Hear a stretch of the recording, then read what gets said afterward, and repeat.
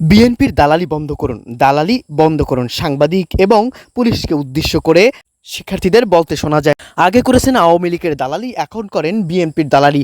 এই সম্পূর্ণ দালালি বন্ধ করতে হবে। শিক্ষামন্ত্রী এহসানুল হক মিলনের পদত্যাগের দাবিতে শিক্ষার্থীদের দ্বিতীয় দিনেও বিক্ষোভ মিছিল। এক দফা এক দাবি, মিলনের পদত্যাগ।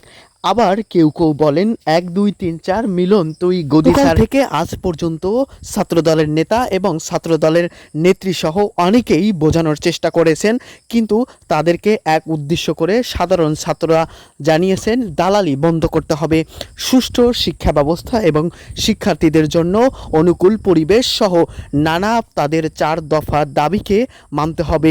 তারা রাস্তায় তাদের নিজেদের দাবি আদায় করেও নিতে পারবে। আরও জানিয়েছেন জুলাইয়ে তাদের নিজেদের অধিকার তারা নিজেরা ফিরিয়ে নিতে পেরেছে।